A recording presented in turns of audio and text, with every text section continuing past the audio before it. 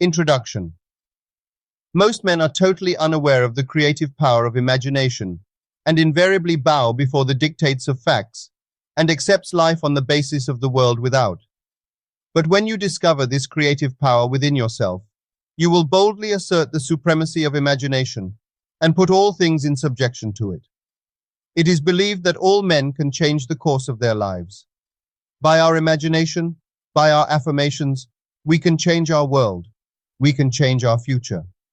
If we strive passionately to embody a new and higher concept of ourselves, then all things will be at our service. Chapter 1. Be What You Wish. A newspaperman related to me that our great scientist Robert Millikan once told him that he had set a goal for himself at an early age when he was still very poor and unproven in the great work he was to do in the future.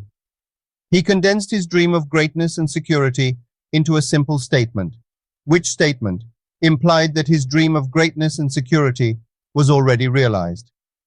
Then he repeated the statement over and over again to himself until the idea of greatness and security filled his mind and crowded all other ideas out of his consciousness. These may not have been the words of Dr. Millikan, but they are those given to me, and I quote, "I have a lavish, steady, dependable income, consistent with integrity and mutual benefit." As I have said repeatedly, everything depends upon our attitude towards ourselves. That which we will not affirm as true of ourselves cannot develop in our life. Dr. Millikan wrote his dream of greatness and security in the first person, present tense.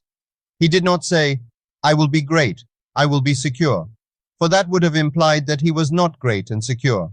Instead, he made his future dream a present fact. "I have," said he, "a lavish, steady, dependable income, consistent with integrity and mutual benefit." The future dream must become a present fact in the mind of him who seeks to realize it. We must experience in imagination what we would experience in reality in the event we achieved our goal, for the soul imagining itself into a situation takes on the results of that imaginary act. If it does not imagine itself into a situation, it is ever free of the result. It is the purpose of this teaching to lift us to a higher state of consciousness, to stir the highest in us to confidence and self-assertion, for that which stirs the highest in us is our teacher and healer. The very first word of correction or cure is always, arise. If we are to understand the reason for this constant command of the Bible to arise, we must recognize that the universe understood internally is an infinite series of levels, and man is what he is according to where he is in that series. As we are lifted up in consciousness, our world reshapes itself in harmony with the level to which we are lifted. He who raises from his prayer a better man, his prayer has been granted. To change the present state, we, like Dr. Millikan, must rise to a higher level of consciousness. This rise is accomplished by affirming that we are already that which we want to be, by assuming the feeling of the wish fulfilled. The drama of life is a psychological one which we bring to pass by our attitudes rather than by our acts. There is no escape from our present predicament except by a radical psychological transformation. Everything depends upon our attitude towards ourselves. That which we will not affirm as true of ourselves will not develop in our lives. We hear much of the humble man, the meek man, but what is meant by a meek man? He is not poor and groveling, the proverbial doormat, as he is generally conceived to be. Men who make themselves as worms in their own sight have lost the vision of that life, into the likeness of which it is the true purpose of the Spirit to transform this life.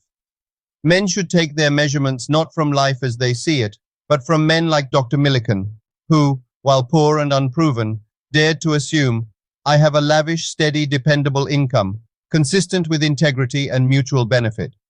Such men are the meek of the Gospels, the men who inherit the earth. Any concept of self less than the best robs us of the earth. The promise is, "Blessed are the meek, for they shall inherit the earth." In the original text, the word translated as meek is the opposite of the words resentful, angry. It has the meaning of becoming tamed, as a wild animal is tamed. After the mind is tamed, it may be likened to a vine, of which it may be said, "Behold this vine. I found it a wild tree whose wanton strength had swollen into irregular twigs. But I pruned the plant, and it grew temperate in its vain expense of useless leaves, and knotted as you see into these clean, full clusters, to repay the hand that wisely wounded it. A meek man is a self-disciplined man. He is so disciplined he sees only the finest. He thinks only the best.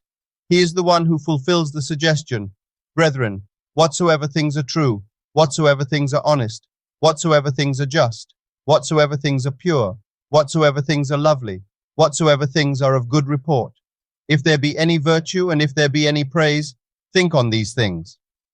We rise to a higher level of consciousness, not because we have curbed our passions, but because we have cultivated our virtues. In truth, a meek man is a man in complete control of his moods, and his moods are the highest, for he knows he must keep a high mood if he would walk with the highest. It is my belief that all men can, like Dr. Millikan, change the course of their lives. I believe that Dr. Millikan's technique of making his desire a present fact to himself is of great importance to any seeker after the truth. It is also his high purpose to be of mutual benefit that is inevitably the goal of us all. It is much easier to imagine the good of all than to be purely selfish in our imagining. By our imagination, by our affirmations, we can change our world, we can change our future. To the man of high purpose, to the disciplined man, this is a natural measure, so let us all become disciplined men. If you are observant, you will notice the swift echo or response to your every mood in this message, and you will be able to key it to the circumstances of your daily life. When we are certain of the relationship of mood to circumstance in our lives, we welcome what befalls us. We know that all we meet is part of ourselves. In the creation of a new life, we must begin at the beginning, with a change of mood. Every high mood of man is the opening of the door to a higher level for him. Let us mold our lives about a high mood or a community of high moods. Individuals as well as communities grow spiritually in proportion as they rise to a higher ideal. If their ideal is lowered, they sink to its depths. If their ideal is exalted, they are elevated to heights unimagined. We must keep the high mood if we would walk with the highest. The heights also were meant for habitation.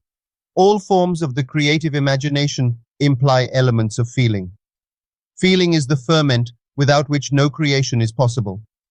There is nothing wrong with our desire to transcend our present state. There would be no progress in this world were it not for man's dissatisfaction with himself. It is natural for us to seek a more beautiful personal life. It is right that we wish for greater understanding, greater health, greater security. It is stated in the 16th chapter of the Gospel of St. John, "Heretofore have ye asked for nothing in my name. Ask, and ye shall receive, that your joy may be full." A spiritual revival is needed for mankind, but by spiritual revival I mean a true religious attitude, one in which each individual himself accepts the challenge of embodying a new and higher value of himself, as Dr. Millikan did. A nation can exhibit no greater wisdom in the mass than it generates in its units. For this reason, I have always preached self-help, knowing that if we strive passionately after this kind of self-help, that is, to embody a new and higher concept of ourselves, then all other kinds of help will be at our service. The ideal we serve and hope to achieve is ready for a new incarnation, but unless we offer it human parentage, it is incapable of birth. We must affirm that we are already that which we hope to be and live as though we were, knowing, like Dr. Millikan, that our assumption, though false to the outer world, if persisted in, will harden into fact. The perfect man judges not after appearances, he judges righteously. He sees himself and others as he desires himself and them to be. He hears what he wants to hear. He sees and hears only the good. He knows the truth, and the truth sets him free and leads him to good. The truth shall set all mankind free. This is our spiritual revival. Character is largely the result of the direction and persistence of voluntary attention. Think truly, and thy thoughts shall the world's famine feed. Speak truly, and each word of thine shall be a fruitful seed. Live truly, and thy life shall be a great and noble creed. Chapter 2. By imagination we become. How many times have we heard someone say, "Oh, it's only his imagination"? Only his imagination, man's imagination, is the man himself. No man has too little imagination, but few men have disciplined their imagination. Imagination is itself indestructible. Therein lies the horror of its misuse. Daily we pass some stranger on the street and observe him muttering to himself, carrying on an imaginary argument with one not present. He is arguing with vehemence, with fear or with hatred, not realizing that he is setting in motion, by his imagination, an unpleasant event which he will presently encounter. The world, as imagination sees it, is the real world. Not facts, but figments of the imagination, shape our daily lives. It is the exact and literal-minded who live in a fictitious world. Only imagination can restore the Eden from which experience has driven us out. Imagination is the sense by which we perceive the above, the power by which we resolve vision into being. Every stage of man's progress is made by the exercise of the imagination. It is only because men do not perfectly imagine and believe that their results are sometimes uncertain when they might always be perfectly certain. Determined imagination is the beginning of all successful operation. The imagination alone is the means of fulfilling the intention. The man who, at will, can call up whatever image he pleases is, by virtue of the power of his imagination, least of all subjects to caprice.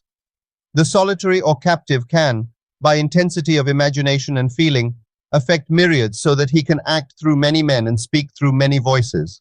We should never be certain, wrote William Butler Yeats in his Ideas of Good and Evil, that it was not some woman treading in the winepress who began that subtle change in men's minds, or that the passion did not begin in the mind of some shepherd boy, lighting up his eyes for a moment before it ran upon its way. Let me tell you the story of a very dear friend of mine, at the time the costume designer of the music hall in New York. She told me one day of her difficulty in working with one of the producers who invariably criticized and rejected her best work unjustly, that he was often rude and seemed deliberately unfair to her. Upon hearing her story, I reminded her, as I am reminding you, that men can only echo to us that which we whisper to them in secret. I had no doubt but that she silently argued with the producer, not in the flesh, but in quiet moments to herself. She confessed that she did just that each morning as she walked to work. I asked her to change her attitude toward him, to assume that he was congratulating her on her fine designs, and she, in turn, was thanking him for his praise and kindness. This young designer took my advice, and as she walked to the theater, she imagined a perfect relationship of the producer praising her work, and she, in turn, responding with gratitude for his appreciation. This she did morning after morning, and in a very short while, she discovered for herself that her own attitude determined the scenery of her existence. The behavior of the producer completely reversed itself. He became the most pleasant professional employer she had encountered. His behavior merely echoed the changes that she had whispered within herself. What she did was by the power of imagination. Her fantasy led his, and she herself dictated to him the discourse they eventually had together at the time she was seemingly walking alone. Let us set ourselves here and now a daily exercise of controlling and disciplining our imagination. What finer beginning than to imagine better than the best we know for a friend? There is no coal of character so dead that it will not glow and flame if but slightly turned. Don't blame, only resolve. Life, like music, can by a new setting turn all its discords into harmonies. Represent your friend to yourself as already expressing that which he desires to be. Let us know that with whatever attitude we approach another, a similar attitude approaches us. How can we do this? Do what my friend did. To establish rapport, call your friend mentally. Focus your attention on him and mentally call his name just as you would to attract his attention were you to see him on the street. Imagine that he has answered. Mentally hear his voice. Imagine that he is telling you of the great good you have desired for him. You, in turn, tell him of your joy in witnessing his good fortune. Having mentally heard that which you wanted to hear, having thrilled to the news heard, go about your daily task. Your imagined conversation must awaken what it affirmed. The acceptance of the end wills the means, and the wisest reflection could not devise more effective means than those which are willed by the acceptance of the end. However, your conversation with your friend must be in a manner which does not express the slightest doubt as to the truth of what you imagine that you hear and speak. If you do not control your imagination, you will find that you are hearing and saying all that you formerly heard and said. We are creatures of habit, and habit, though not law, acts like the most compelling law in the world. With this knowledge of the power of imagination, be as the disciplined man and transform your world by imagining and feeling only what is lovely and of good report. The beautiful idea you awaken in yourself shall not fail to arouse its affinity in others. Do not wait 4 months for the harvest. Today is the day to practice the control and discipline of your imagination. Man is only limited by weakness of attention and poverty of imagination. The great secret is a controlled imagination and a well-sustained attention, firmly and repeatedly focused on the object to be accomplished. Now is the acceptable time to give beauty for ashes, joy for mourning, praise for the spirit of heaviness, that they might be called trees of righteousness, the planting of the Lord, that he might be glorified. Now is the time to control our imagination and attention. By control, I do not mean restraint by willpower, but rather cultivation through love and compassion. With so much of the world in discord, we cannot possibly emphasize too strongly the power of imaginative love. As the world is, so is the individual, should be changed to, as the individual is, so the world. Speak ye every man the truth to his neighbor, and let none of you imagine evil in your hearts against his neighbor. What a wonderful challenge to you and to me. As a man thinketh in his heart, so is he. As a man imagines, so is he. Hold fast to love in your imagination. By creating an ideal within your mental sphere, you can approximate yourself to this ideal image till you become one and the same with it, thereby transforming yourself into it, or rather, absorbing its qualities into the very core of your being. Never lose sight of the power that is within you. Imaginative love lifts the invisible into sight and gives us water in the desert. It builds for the soul its only fit abiding place. Beauty, love, and all of good report are the garden, but imaginative love is the way into the garden. Sow an imaginary conversation, you reap an act. Sow an act, you reap a habit. Sow a habit, you reap a character. Sow a character, you reap your destiny. By imagination, we are all reaping our destinies, whether they be good, bad, or indifferent. Imagination has full power of objective realization, and every stage of man's progress or regression is made by the exercise of imagination. I believe with William Blake, what seems to be is, to those to whom it seems to be, and is productive of the most dreadful consequences to those to whom it seems to be, even of torments, despair, and eternal death. By imagination and desire, we become what we desire to be. Let us affirm to ourselves that we are what we imagine. If we persist in the assumption that we are what we wish to be, we will become transformed into that which we have imagined ourselves to be. We were born by a natural miracle of love, and for a brief space of time our needs were all another's care. In that simple truth lies the secret of life. Except by love we cannot truly live at all. Our parents in their separate individualities have no power to transmit life.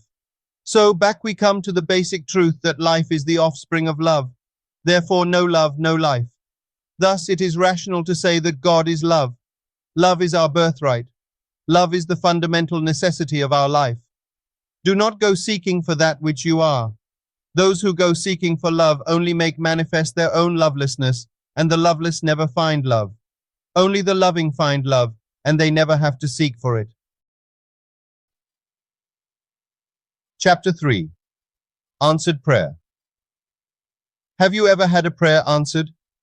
What wouldn't men give just to feel certain that when they pray, something definite would happen? For this reason, I would like to take a little time to see why it is that some prayers are answered, and some apparently fall on dry ground. When ye pray, believe that ye receive, and ye shall receive. Believe that ye receive is the condition imposed upon man. Unless we believe that we receive, our prayer will not be answered. A prayer granted implies that something is done in consequence of the prayer which otherwise would not have been done. Therefore, the one who prays is the spring of action, the directing mind, and the one who grants the prayer. Such responsibility man refuses to assume, for responsibility, it seems, is mankind's invisible nightmare. The whole natural world is built on law. Yet between prayer and its answer, we see no such relation. We feel that God may answer or ignore our prayer, that our prayer may hit the mark or may miss it. The mind is still unwilling to admit that God subjects himself to his own laws.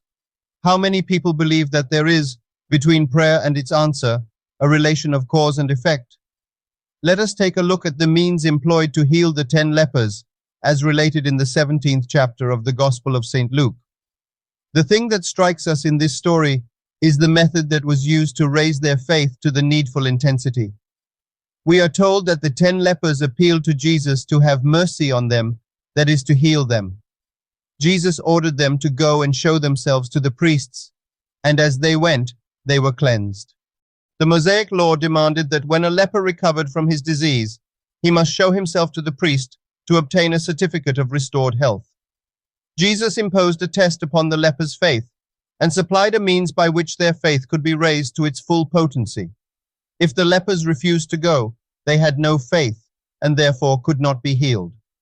But if they obeyed him, the full realization of what their journey implied would break upon their minds as they went, and this dynamic thought would heal them. So we read, as they went, they were cleansed. You no doubt often have heard the words of that inspiring old hymn, "Oh, what peace we often forfeit. Oh, what needless pain we bear, all because we do not carry everything to God in prayer." I myself came to this conviction through experience, being led to brood upon the nature of prayer. I believe in the practice and philosophy of what men call prayer, but not everything that receives that name is really prayer. Prayer is the elevation of the mind to that which we seek. The very first word of correction is always arise. Always lift the mind to that which we seek. This is easily done by assuming the feeling of the wish fulfilled.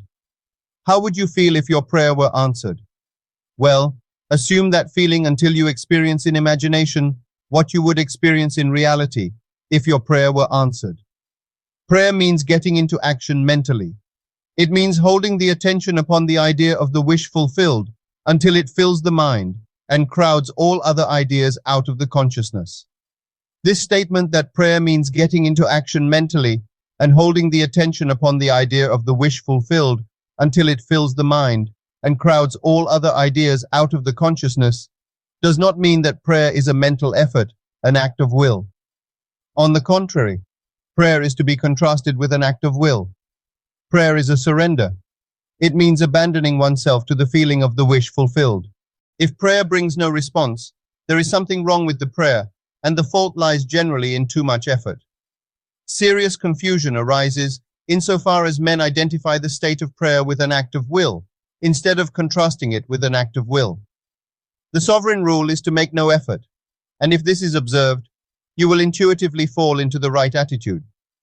Creativeness is not an act of will, but a deeper receptiveness, a keener susceptibility. The acceptance of the end, the acceptance of the answered prayer, finds the means for its realization. Feel yourself into the state of the answered prayer until the state fills the mind and crowds all other states out of your consciousness. What we must work for is not the development of the will, but the education of the imagination and the steadying of attention. Prayer succeeds by avoiding conflict. Prayer is, above all things, easy. Its greatest enemy is effort. The mighty surrenders itself fully only to that which is most gentle.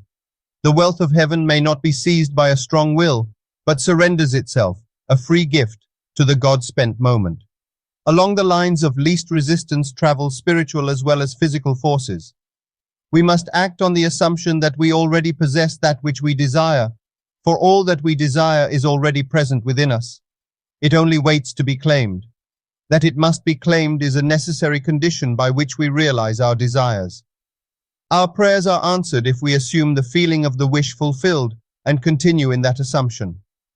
One of the loveliest examples of an answered prayer I witnessed in my own living room. A very charming lady from out of town came to see me concerning prayer. As she had no one with whom to leave her 8-year-old son, she brought him with her the time of our interview. Seemingly, he was engrossed in playing with a toy truck, but at the end of the interview with his mother, he said, "Mr. Neville, I know how to pray now. I know what I want, a collie puppy, and I can imagine I am hugging him every night on my bed." His mother explained to him and to me the impossibilities of his prayer, the cost of the puppy, their confined home, even his inability to care for the dog properly. The boy looked into his mother's eyes and simply said, "But mother, I know how to pray now." And he did. 2 months later, during a Kindness to Animals week in his city, All the school children were required to write an essay on how they would love and care for a pet. You have guessed the answer. His essay, out of the 5,000 submitted, won the prize. And that prize, presented by the mayor of the city to the lad, was a collie puppy. The boy truly assumed the feeling of his wish fulfilled, hugging and loving his puppy every night. The necessity of persistence in prayer has shown us in the Bible. Which of you, asked Jesus, shall go unto him at midnight, and say unto him, Friend, lend me 3 loaves, for a friend of mine is come to me from a journey, and I have nothing to set before him. And he from within shall answer and say, Trouble me not, the door is now shut, and my children are with me in bed. I cannot rise and give thee. I say unto you, though he will not rise and give him because he is his friend, yet because of his importunity he will arise and give as many as he needed. Luke 2. The word translated as importunity means literally shameless impudence. We must persist until we succeed in imagining ourselves into the situation of the answered prayer. The secret of success is found in the word perseverance. The soul imagining itself into the act takes on the results of the act. Not imagining itself into the act, it is ever free from the result. Experience in imagination what you would experience in reality, were you already what you want to be, and you will take on the result of that act. Do not experience in imagination what you want to experience in reality, and you will ever be free of the result. When ye pray, believe that ye receive, and ye shall receive. One must persist until he reaches his friend on a higher level of consciousness. He must persist until his feeling of the wish fulfilled has all the sensory vividness of reality. Prayer is a controlled waking dream. If we are to pray successfully, we must steady our attention to observe the world as it would be seen by us were our prayer answered. Steadying attention makes no call upon any special faculty, but it does demand control of imagination. We must extend our senses, observe our changed relationship to our world, and trust this observation. The new world is not there to grasp, but to sense, to touch. The best way to observe it is to be intensely aware of it. In other words, we can, by listening as though we heard, and by looking as though we saw, actually hear voices and see scenes from within ourselves that are otherwise not audible or visible. With our attention focused on the state desired, the outer world crumbles, and then the world, like music by a new setting, turns all its discords into harmonies. Life is not a struggle, but a surrender. Our prayers are answered by the powers we invoke, not by those we exert. So long as the eyes take notice, the soul is blind, for the world that moves us is the one we imagine, not the world round about us. We must yield our whole being to the feeling of being the noble one we want to be. If anything is kept back, the prayer is vain. We often are deprived of our high goal by our effort to possess it. We are called upon to act on the assumption that we already are the man we would be. If we do this without effort, experiencing in imagination what we would experience in the flesh, had we realized our goal, we shall find that we do indeed possess it. The healing touch is in our attitude. We need change nothing but our attitude towards it. Assume a virtue if you have it not. Assume the feeling of your wish fulfilled. Pray for my soul. More things are wrought by prayer than this world dreams of. Chapter 4. Meditation. Many people tell me they cannot meditate. This seems to me a bit like saying they cannot play the piano after one attempt. Meditation, as in every art or expression, requires constant practice for perfect results. A truly great pianist, for instance, would feel he could not play his best if he missed one day of practice. If he missed a week or a month of practice, he would know that even his most uninitiated audience would recognize his defects. So, it is with meditation. If we practice daily with joy in this daily habit, we perfect it as an art. I find that those who complain of the difficulty in meditation do not make it a daily practice, but rather wait until something pressing appears in their world and then, through an act of will, try to fix their attention on the desired state. But they do not know that meditation is the education of the will, for when will and imagination are in conflict, imagination invariably wins. The dictionaries define meditation as fixing one's attention upon, as planning in the mind, as devising and looking forward, engaging in continuous and contemplative thought. A lot of nonsense has been written about meditation. Most books on the subject get the reader nowhere, for they do not explain the process of meditation. All that meditation amounts to is a controlled imagination and a well-sustained attention. Simply hold the attention on a certain idea until it fills the mind and crowds all other ideas out of consciousness. The power of attention shows itself the sure guarantee of an inner force. We must concentrate on the idea to be realized, without permitting any distraction. This is the great secret of action. Should the attention wander, bring it back to the idea you wish to realize and do so again and again, until the attention becomes immobilized and undergoes an effortless fixation upon the idea presented to it. The idea must hold the attention, must fascinate it, so to speak. All meditation ends at last with the thinker, and he finds he is what he himself has conceived. The undisciplined man's attention is the servant of his vision rather than its master. It is captured by the pressing rather than the important. In the act of meditation, as in the act of adoration, silence is our highest praise. Let us keep our silent sanctuaries, for in them the eternal perspectives are preserved. Day by day, week by week, year by year, at times where none through love or lesser intentions were allowed to interfere, I set myself to attain mastery over my attention and imagination. I sought out ways to make more securely my own, those magical lights that dawned and faded within me. I wished to evoke them at will and to be the master of my vision. I would strive to hold my attention on the activities of the day in unwavering concentration so that, not for one moment, would the concentration slacken.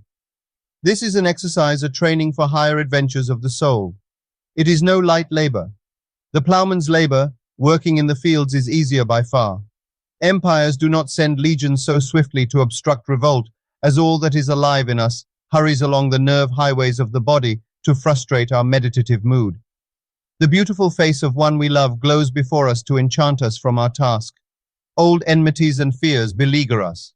If we are tempted down these vistas, we find, after an hour of musing, that we have been lured away. We have deserted our task and forgotten that fixity of attention we set out to achieve. What man is there who has complete control of his imagination and attention? A controlled imagination and steadied attention, firmly and repeatedly focused on the idea to be realized, is the beginning of all magical operations.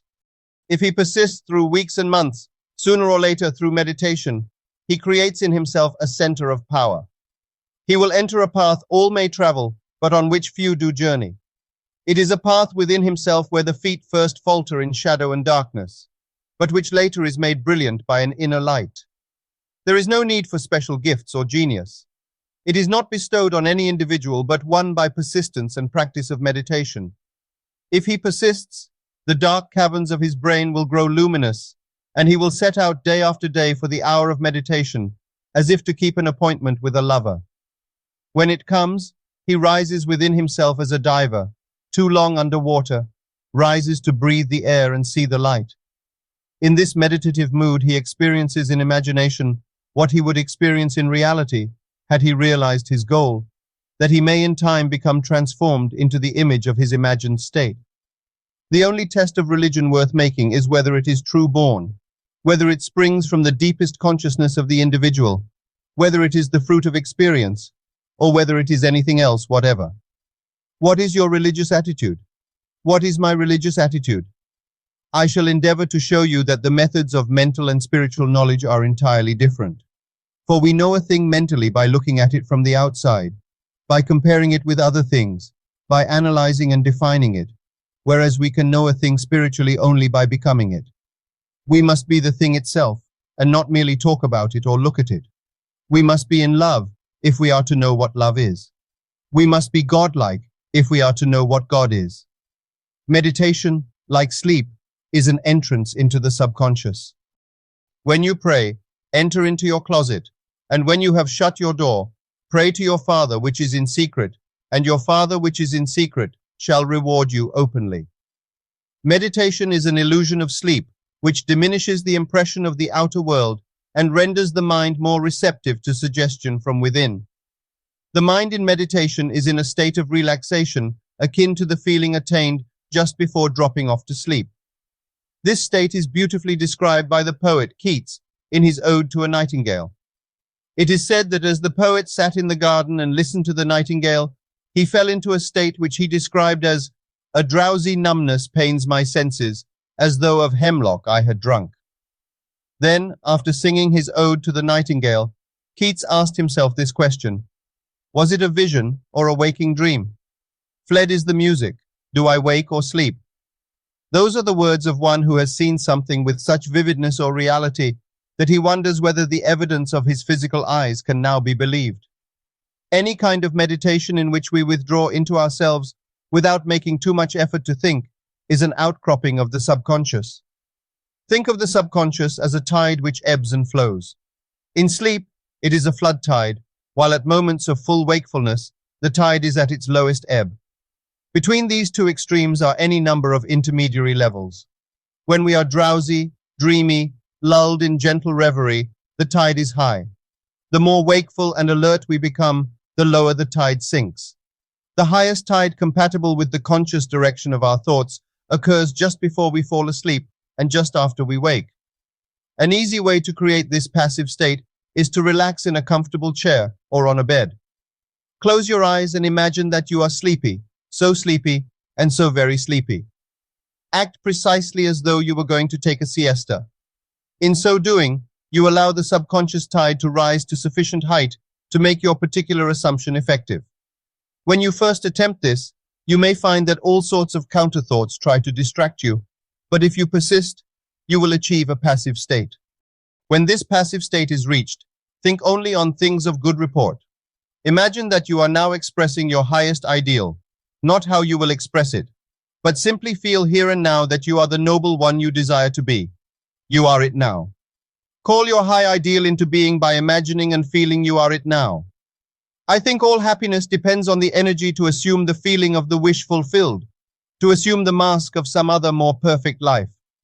If we cannot imagine ourselves different from what we are and try to assume that second, more desirable self, we cannot impose a discipline upon ourselves, though we may accept discipline from others.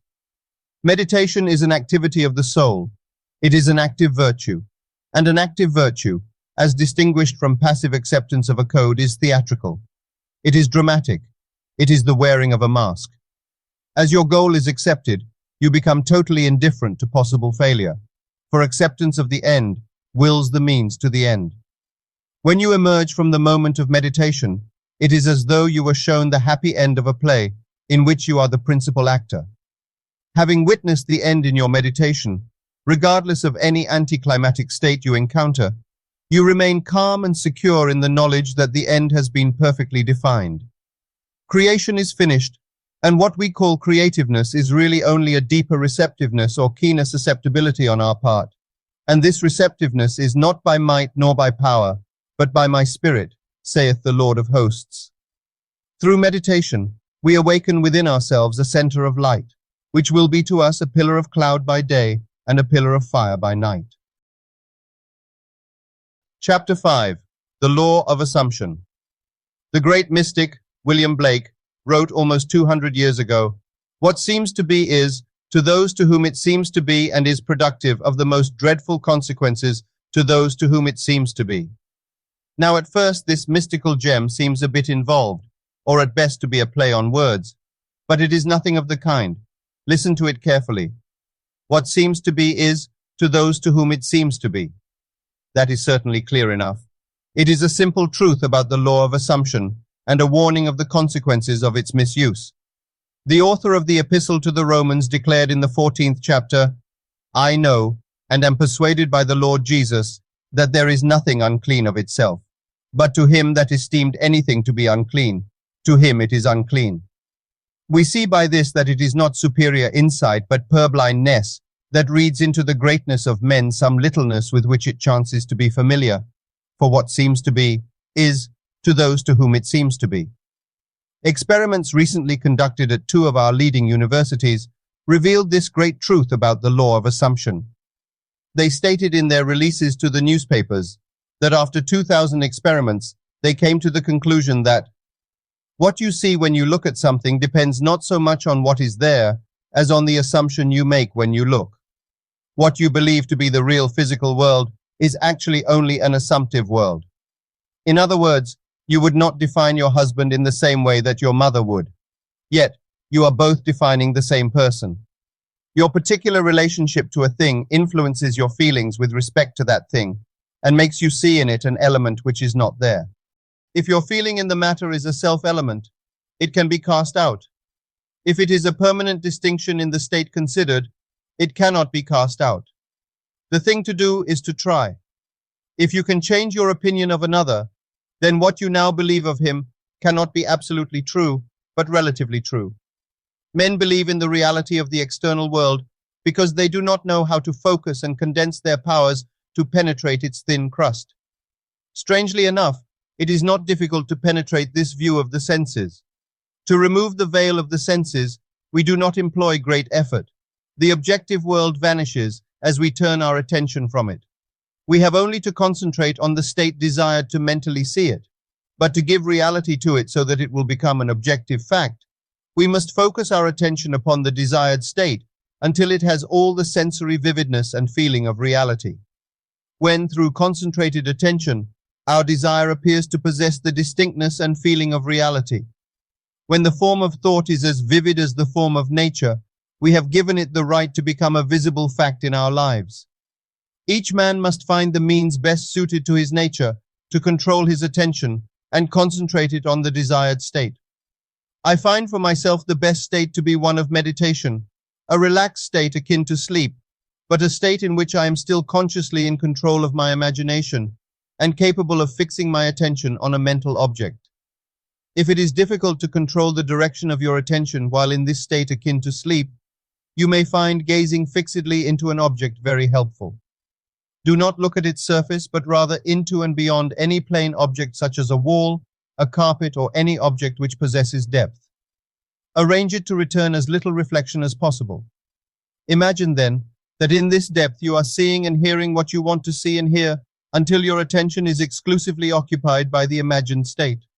At the end of your meditation, when you awake from your controlled waking dream, you feel as though you had returned from a great distance. The visible world which you had shut out returns to consciousness, and by its very presence, informs you that you have been self-deceived into believing that the object of your contemplation was real.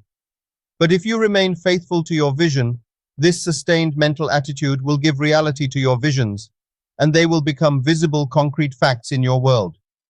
Define your highest ideal and concentrate your attention upon this ideal until you identify yourself with it. Assume the feeling of being it, the feeling that would be yours were you now embodying it in your world.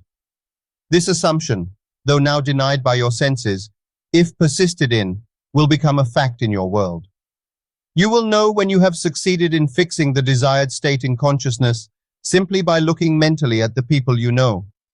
This is a wonderful check on yourself, as your mental conversations are more revealing than your physical conversations are. If, in your mental conversations with others, you talk with them as you formerly did, then you have not changed your concept of self, for all changes of concepts of self result in a changed relationship to the world. Remember what was said earlier. What you see when you look at something depends not so much on what is there as on the assumption you make when you look. Therefore, the assumption of the wish fulfilled should make you see the world mentally as you would physically were your assumption a physical fact. The spiritual man speaks to the natural man through the language of desire. The key to progress in life and to the fulfillment of dreams lies in the ready obedience to the voice. Unhesitating obedience to its voice is an immediate assumption of the wish fulfilled.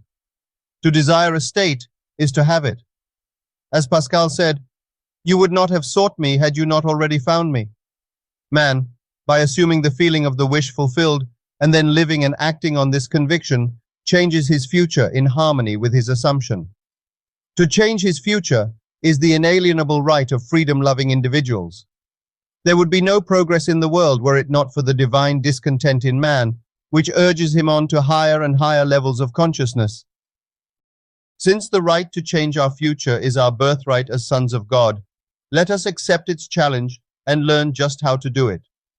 Again today, speaking of changing your future, I wish to stress the importance of a real transformation of self, not merely a slight alteration of circumstances, which in a matter of moments will permit us to slip back into the old dissatisfied man. In your meditation, allow others to see you as they would see you were this new concept of self, a concrete fact. You always seem to others the embodiment of the ideal you inspire. Therefore, in meditation, when you contemplate others, you must be seen by them mentally, as you would be seen by them physically, were your conception of yourself an objective fact. That is, in meditation, you imagine that they see you expressing this nobler man you desire to be. If you assume that you are what you want to be, your desire is fulfilled, and in fulfillment, all longing to be is neutralized. This also is an excellent check on yourself as to whether or not you have actually succeeded in changing self. You cannot continue desiring what has been realized. Rather, you are in a mood to give thanks for a gift received. Your desire is not something you labor to fulfill. It is recognizing something you already possess. It is assuming the feeling of being that which you desire to be. Believing and being are one. The conceiver and his conception are one. Therefore, that which you conceive yourself to be can never be so far off as even to be near, for nearness implies separation. If thou canst believe, all things are possible to him that believeth. Faith is the substance of things hoped for, the evidence of things not yet seen. If you assume that you are that finer, nobler one you wish to be, you will see others as they are related to your high assumption. All enlightened men wish for the good of others. If it is the good of another you seek, you must use the same controlled contemplation. In meditation, you must represent the other to yourself as already being or having the greatness you desire for him. As for yourself, your desire for another must be an intense one. It is through desire that you rise above your present sphere, and the road from longing to fulfillment is shortened, as you experience in imagination all that you would experience in the flesh, were you or your friend the embodiment of the desire you have for yourself or him. Experience has taught me that this is the perfect way to achieve my great goals for others as well as for myself. However, my own failures would convict me were I to imply that I have completely mastered the control of my attention. I can, however, with the ancient teacher say, "This one thing I do, forgetting those things which are behind, and reaching forth unto those things which are before, I press towards the mark for the prize." Chapter 6. Truth. I wish to ask each one of you listening to me today a question which must be close to the hearts of us all concerning truth. If a man known to you as a murderer broke into your home and asked the whereabouts of your mother, would you tell him where she was? Would you tell him the truth? Would you? I venture not. I hope not. In the most mystical of the Gospels, in the Gospel of St. John, we read, "Ye shall know the truth, and the truth shall make you free." Therein lies a challenge to us all. The truth shall make you free. If you told the truth concerning your mother, would you set her free? Again, in John we read, "Sanctify them by the truth." If you gave your mother up to a murderer, would you sanctify her? What then is the truth of which the Bible so constantly speaks? The truth of the Bible is always coupled with love. The truth of the Bible is that spiritual realization of conscious life in God, towards which the human soul evolves through all eternity. Truth is an ever-increasing illumination. No one who seeks sincerely for truth need fear. The outcome for every raising erstwhile truth brings into view some larger truth which it had hidden. The true seeker after truth is not a smug, critical, holier-than-thou person. Rather, the true seeker after truth knows the words of Zechariah to be true. "Speak ye every man the truth to his neighbor, and let none of you imagine evil in your hearts against his neighbor." The seeker after truth does not judge from appearances. He sees the good, the truth in all he observes. He knows that a true judgment need not conform to the external reality to which it relates. Never are we so blind to the truth as when we see things as they seem to be. Only pictures that idealize really depict the truth. It is never superior insight, but rather purblindness that reads into the greatness of another some littleness with which it happens to be familiar. We all know at least one petty gossip, who not only imagines evil against his neighbor, but also insists upon spreading that evil far and wide. His cruel accusations are always accompanied by the statement, "It's a fact," or "I know it's the truth." How far from the truth he is, even if it were the truth as he knows the truth. It is better not to voice it, for a truth told with bad intent beats all the lies you can invent. Such a man is not a seeker after the truth as revealed in the Bible. He seeks not truth so much as support for his own point of view. By his prejudices, he opens a door by which his enemies enter and make their own the secret places of his heart. Let us seek sincerely for the truth, as Robert Browning expresses it. Truth is within ourselves. It take no rise from outward things, whate'er you may believe. There is an immortal center in us all, where truth abides in fullness. The truth that is within us is governed by imaginative love. Knowing this great truth, we can no longer imagine evil against any neighbor. We will imagine the best of our neighbor. It is my belief that wherever man's attitude towards life is governed by imaginative love, there it is religious, there he worships, there he perceives the truth.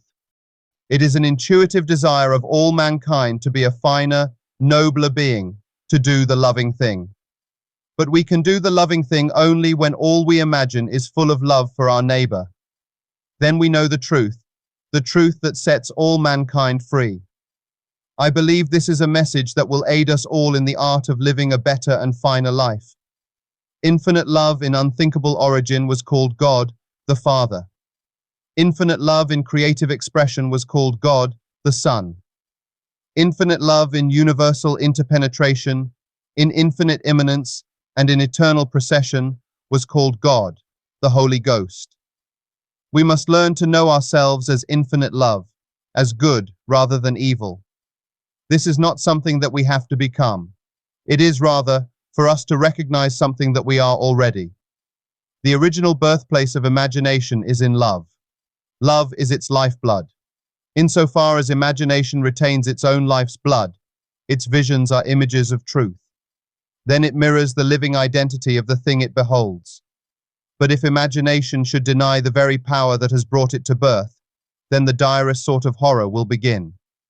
Instead of rendering back living images of the truth, imagination will fly to love's opposite, fear, and its visions will then be perverted and contorted reflections cast upon a screen of frightful fantasy. Instead of being the supremely creative power, it will become the active agent of destruction.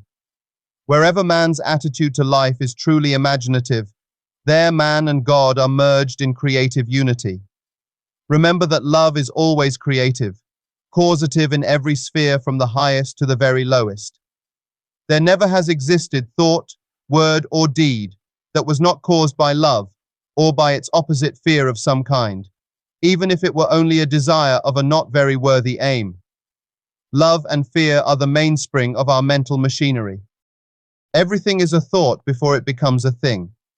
I suggest the pursuit of a high ideal to make a fact of being become a fact of consciousness, and to do this by training the imagination to realize that the only atmosphere in which we truly live and move and have our being is infinite love.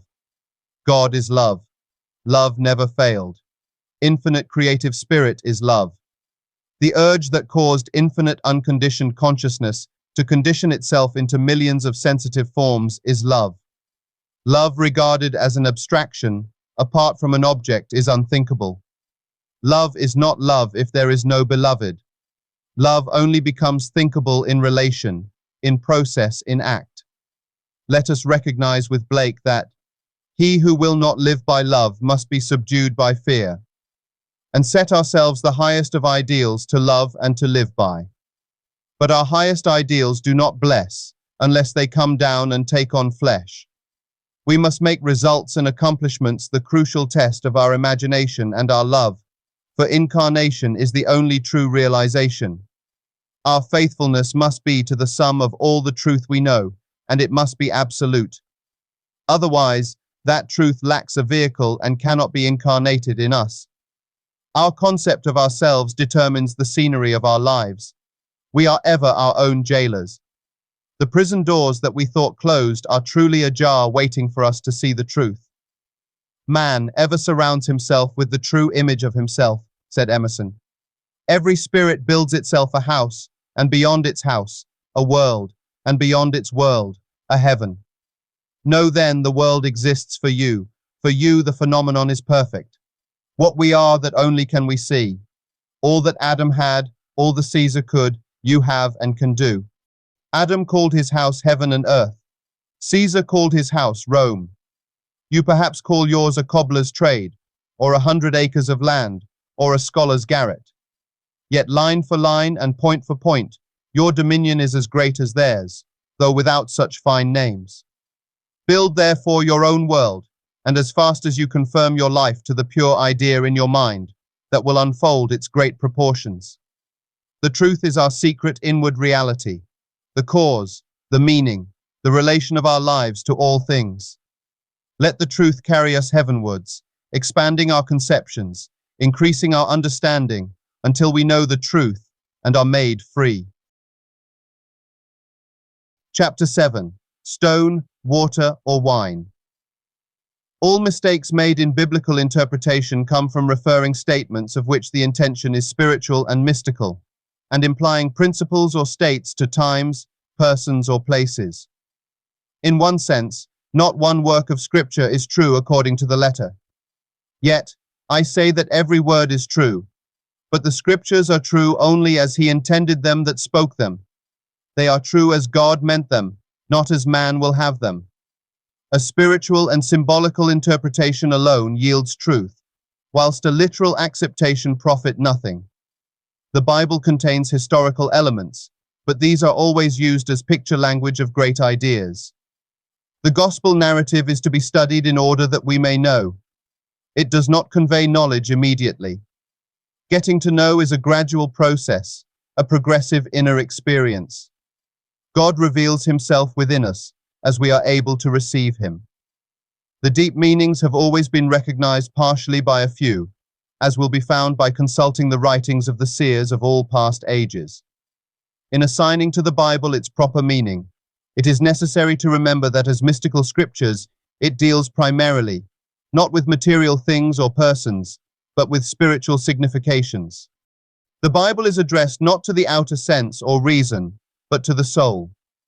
Its object is not to give an historical account of physical life, but to exhibit the spiritual possibilities of humanity at large. For religion is not in its nature historical and dependent upon actual sensible events, but consists in processes such as faith and redemption. These, being interior to all men, subsist irrespective of what any particular man has at any time done. The perennial value of the Bible is its symbolic value. There are great controversies as to what is and what is not historical in the Bible, but let us remember that if we could settle all the historical questions tomorrow, that would not give us religion, nor would it give the Bible abiding value. Everything depends upon our finding the symbolical value of the facts. A fact of past history has nothing in it for present-day religion, unless it stands forth as a symbol of a reality behind itself. The Bible is a revelation of truth expressed in divine symbolism. From the literal point of view, the wording may sometimes be confusing. It is the symbolism alone, which is precious and worthy of our best efforts to elucidate. All Scripture was written from the inward mystery, and not with a mystical sense put into it. The stories conceal an underlying meaning, and the task of Scripture interpretation is to discover these psychological truths, which are expressed in this symbolism. We, here, are not concerned with the surface meaning of the Scripturae, whether it be reasonable or absurd, for in no case does it constitute the inner truth we are seeking. Throughout the centuries, we have mistakenly taken personification for persons, allegory for history, the vehicle that conveyed the instruction for the instruction itself, and the gross first sense for the ultimate sense intended. In most of the little things of life, this confusion is of trivial consequence. But the error which arises when you carry the confusion into questions of greater moment, such as religion, assumes gigantic proportions. For centuries, men have sought eagerly for bits of evidence which might be related to the happenings described in the Bible. While most people believe that its characters lived, No proof of their lives on earth has ever been found, and may never be found. This is unimportant, for the ancient teachers were not writing history, but an allegorical picture lesson of certain basic principles, which they clothed in the garb of history. The form of the various stories of the Bible is as distinct from its substance as the form of a grain of wheat is distinct from the life germ within it. As the assimilative organs of the body discriminate between food that can be built into the physical system and food that must be cast off, so do the awakened intuitive faculties discover, beneath allegory and parable, the psychological life germ, and feeding on this, they cast off the fiction which conveyed it. The Bible is the largest selling book in this country. It is probably the least read and certainly the least understood. Throughout the Bible, the symbols of stone, water, and wine are used. The stones of the Bible are its literal truths. The 10 Commandments, we are told, were written on stone. The water of the Bible is the psychological meaning hidden in these literal truths of stone. I give you living waters, that is, the inner knowledge that can make these stories a living reality in your life. The wine you must make for yourself through the wise use of this living water or psychological truth. This is an absolute necessity to the truly religious man. This is what Sir Walter Scott meant when he said, "Man's greatest education is that which he gives to himself." The Bible is, from beginning to end, all about transcending the violence which characterizes mankind's present level of being. It affirms the possibility of a development of another level of being surmounting violence. The point of view taken is that the goal of man is this inner development, which is the only real psychology. To take the Bible away from its central idea of rebirth, which means an inner evolution and implies the existence of a higher level, is to understand nothing of its real meaning. The Word of God, that is, the psychological teaching in the Bible, is to make a man different, first in thought and then in being, so that he becomes a new man or is born again. Whenever an entirely new attitude enters into a person's life, psychological rebirth to some extent has occurred. Man wants to be better, not different. The Bible speaks not of being better, but of another man, a man reborn. Except a man be born again, he cannot see the kingdom of God. Except a man be born of water and the Spirit, he cannot enter into the kingdom of God. Marvel not that I said unto thee, ye must be born again. John 3. The 10 Commandments were written on tablets of stone for those incapable of seeing any deeper meaning. Stone represents the most external and literal form of spiritual truth, and water refers to another way of understanding the same truth. Wine or spirit is the highest form of understanding it. To be, wrote John Smith, the Cambridge Platonist. The God of the moralist is before all things a great judge and schoolmaster. The God of science is impersonal and inflexible vital law. The God of the savage is the kind of chief he would be himself if he had the opportunity. No man's conduct will be higher than his conception of God, and his conception of God is determined by the kind of man he, himself, is. For such as men themselves are, such will God appear to them to be.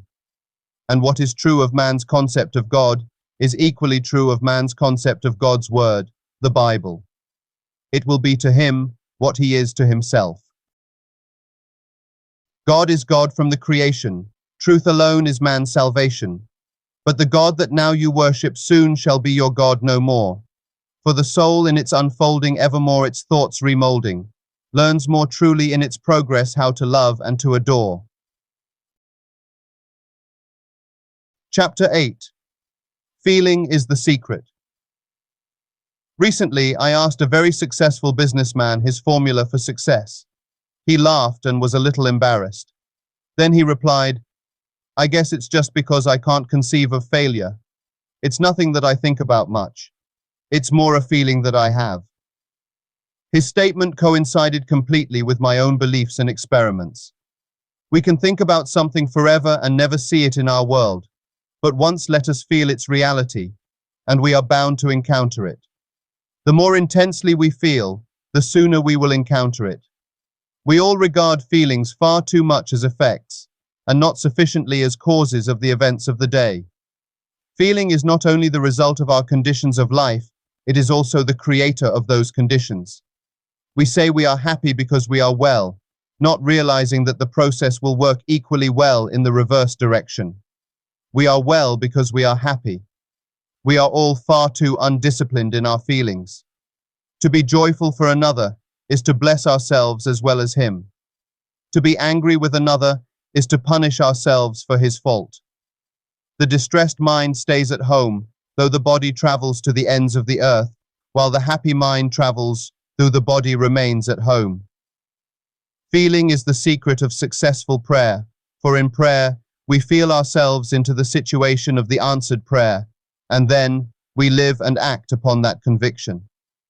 Feeling after him, as the Bible suggests, is a gradual unfolding of the soul's hidden capacities. Feeling yields in importance to no other. It is the ferment without which no creation is possible. All forms of creative imagination imply elements of feeling. All emotional dispositions, whatever may influence the creative imagination. Feeling after him has no finality. It is an acquisition, increasing in proportion to receptivity, which has not and never will have finality. An idea which is only an idea produces nothing and does nothing. It acts only if it is felt, if it is accompanied by effective feeling. Somewhere within the soul, there is a mood which, if found, means wealth, health, happiness to us. The creative desire is innate in man. His whole happiness is involved in this impulse to create. Because men do not perfectly feel, the results of their prayers are unsure, when they might be perfectly sure. We read in Proverbs, "A merry heart doeth good like a medicine, but a broken spirit death the bones." Orchestral hearts burn in the oil of the lamp of the King. The Spirit sings unto the Lord a new song. All true prayer wears a glad countenance. The good are anointed with the oil of gladness above their fellows. Let us then watch our feelings, our reactions to the day's events. And let us guard our feelings even more zealously in the act of prayer, for prayer is the true creative state. Dignity indicates that man hears the greater music of life and moves to the tempo of its deeper meaning. If we did nothing but imagine and feel the lovely, the world's reform would at once be accomplished. Many of the stories of the Bible deal exclusively with the power of imagination and feeling. Feeling after him is the cry of the truth seeker. Only imagination and feeling can restore the Eden from which experience has driven us. Feeling and imagination are the senses by which we perceive the beyond. Where knowledge ends, they begin. Every noble feeling of man is the opening for him of some door to the divine world. Let us measure men, not by the height of their cities, but by the magnificence of their imaginations and feelings. Let us turn our thought up to heaven and mix our imagination with the angels. The world that moves us is the one we imagine, not the world that surrounds us. In the imagination lie the unexplored continents and man's great future adventure. This consciousness of non-finality in feeling after God has been the experience of all earnest Godward feelers. They realize that their conception of the infinite has constantly deepened and expanded with experience. Those who endeavor to think out the meaning of the experience and to coordinate it with the rest of our knowledge are the philosophic mystics. Those who try to develop the faculty in themselves and to deepen the experience are the practical or experimental mystics. Some, and among them the greatest, have tried to do both. Religion begins in subjective experience.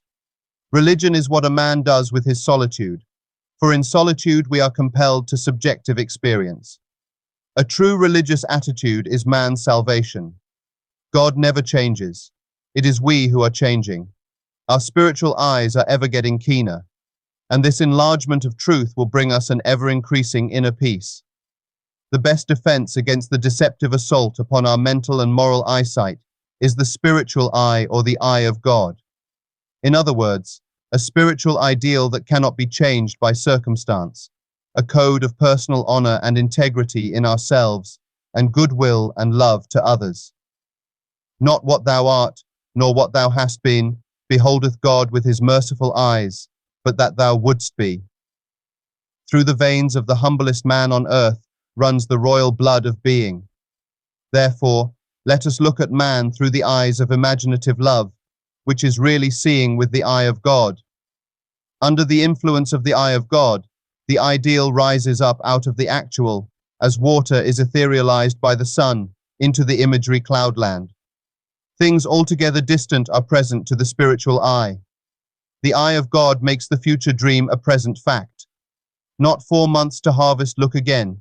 If we persist in this seeing, one day we will arise with the distance in our eyes, and all the staying stagnant nearby will suddenly be of no importance. We will brush it aside as we pass on to our far-seen objective. The man who really finds himself cannot do otherwise than let himself be guided by love. He is of too pure eyes to behold iniquity. Our ability to help others will be in proportion to our ability to control and help ourselves. The day a man achieves victory over himself, history will discover that to have been a victory over his enemy. The healing touch is in an attitude, and one day man will discover that one governs souls only with serenity. The mighty surrenders itself fully only to the most gentle. Recognizing the power of feeling, let us pay strict attention to our moods and attitudes. Every stage of man's progress is made through the exercise of his imagination and feeling. By creating an ideal within our mental sphere, we can feel ourselves into this ideal image till we become one and the same with it, absorbing its qualities into the very core of our being. The solitary or captive can, by the intensity of his imagination and feeling, effect myriads so that he can act through many men and speak through many voices. Extend your feelers, trust your touch, participate in all flights of your imaginations, and be not afraid of your own sensitivities. The best way to feel another's good is to be more intensely aware of it. Be like my friend and have more of a feeling for the health, the wealth, the happiness you desire. Ideas do not bless unless they descend from heaven and take flesh. Make results or accomplishments the crucial test of true imagination. As you observe these results, you will determine to fill your images with love and to walk in a high and noble mood, for you will know with the poet, that which ye sow ye reap. See yonder fields, the sesamum was sesamum, the corn was corn. The silence and the darkness knew, so is man's fate born. Chapter 9. Affirm the reality of our own greatness. In the creation of a new way of life, we must begin at the beginning, with our own individual regeneration. The formation of organizations, political bodies, religious bodies, social bodies is not enough. The trouble we see goes deeper than we perceive. The essential revolution must happen within ourselves. Everything depends on our attitude towards ourselves. That which we will not affirm within ourselves can never develop in our world. This is the religion by which we live. For religion begins in subjective experience. Like charity, it begins at home. Be ye transformed by the renewing of your mind is the ancient formula, and there is no other. Everything depends upon man's attitude toward himself. That which he cannot or will not claim as true of himself can never evolve in his world. Man is constantly looking about his world and asking, what's to be done? What will happen? When he should ask himself, who am I? What is my concept of myself? If we wish to see the world a finer, greater place, we must affirm the reality of a finer, greater being within ourselves. It is the ultimate purpose of my teaching to point the road to this consummation. I am trying to show you how the inner man must readjust himself, what must be the new premise of his life, in order that he may lose his soul on the level he now knows, and find it again on the high level he seeks. It is impossible for man to see other than the contents of his own consciousness, for nothing has existence for us, save through the consciousness we have of it. The ideal man is always seeking a new incarnation, but unless we, ourselves, offer him human parentage, he is incapable of birth. We are the means whereby the redemption of nature from the law of cruelty is to be effected. The great purpose of consciousness is to effect this redemption. If we decline the burden and point to natural law as giving us conclusive proof that redemption of the world by imaginative love is something that can never come about, we simply nullify the purpose of our lives through want of faith. We reject the means, the only means, whereby this process of redemption must be effected. The only test of religion worth making is whether it is true-born, whether it springs from the deepest conviction of the individual, whether it is the fruit of inner experience. No religion is worthy of a man unless it gives him a deep and abiding sense that all is well, quite irrespective of what happens to him personally. The methods of mental and of spiritual knowledge are entirely different, for we know a thing mentally by looking at it from the outside, by comparing it with other things, by analyzing and defining it. Whitehead has defined religion as that which a man does with his solitude. I should like to add, I believe it is what a man is in his solitude. In our solitude we are driven to subjective experience. It is, then, that we should imagine ourselves to be the ideal man we desire to see embodied in the world.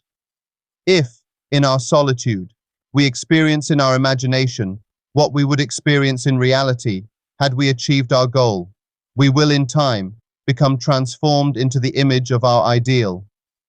Be renewed in the spirit of your mind. Put on the new man, speak every man truth with his neighbor. The process of making a fact of being a fact of consciousness is by the renewing of our mind. We are told to change our thinking, but we can't change our thought unless we change our ideas. Our thoughts are the natural outpouring of our ideas, and our innermost ideas are the man himself. The end of longing is always to be, not to do. Be still and know I am that which I desire. Strive always after being. External reforms are useless if your heart is not reformed. Heaven is entered not by curbing our passions, but rather by cultivating our virtues. An old idea is not thickly forgotten, it is crowded out by new ideas. It disappears when a wholly new and absorbing idea occupies our attention. Old habits of thinking and feeling like dead oak leaves hang on till they are pushed off by new ones. Creativeness is basically a deeper receptiveness, a keener susceptibility. The future dream must become a present fact in the mind of anyone who would alter his life. Every great outpicturing is preceded by a period of profound absorption. When that absorption is filled with our highest ideal, when we become that ideal, then we see it manifest in our world, and we realize that the present does not recede into the past, but advances into the future. This is essentially how we change our future. A now, which is elsewhere, has for us no absolute meaning. We only recognize now when it is at the same time here. When we feel ourselves into the desired state here and now, we have truly changed our future. Discouraged people are sorely in need of the inspiration of great principles. We must get back to first principles if we are to speak with a voice that will kindle the imagination and rouse the spirit. Again, I must repeat, in the creation of a new way of life, we must begin at the very beginning with our own individual regeneration. Man's chief delusion is his conviction that he can do anything. Everyone thinks he can do, everyone wants to do, and all ask, what to do? What to do? It is impossible to do anything. One must be. It is hard for us to accept the fact that we of ourselves do nothing. It is especially difficult because it is the truth, and the truth is always difficult for man to accept. But actually, nobody can do anything. Everything happens, all that befalls man, all that is done by him, all that comes from him, all this happens. And it happens in exactly the same way that rain falls as a result of a change in the temperature in the higher regions of the atmosphere. This is a challenge to us all. What concept are we holding of ourselves in the higher regions of our soul? Everything depends upon man's attitude towards himself. That which he will not affirm as true within himself can never develop in his world. A change of concept of self is the right adjustment, the new relationship between the surface and the depth of man. Deepening is, in principle, always possible, for the ultimate depth lives in everyone, and it is only a question of becoming conscious of it. Life demands of us the willingness to die and to be born again. This is not meant that we die in the flesh. We die in the spirit of the old man to become the new man. Then we see the new man in the flesh. Subjection to the will of God is an old phrase for it, and there is, I believe, no new one that is better. In that self-committal to the ideal we desire to express, all conflict is dispersed, and we are transformed into the image of the ideal in whom we rest. We are told that the man without a wedding garment reaches the kingdom by cleverly pretending. He does not believe internally what he practices externally. He appears good, kind, charitable. He uses the right words, but inwardly he believes nothing.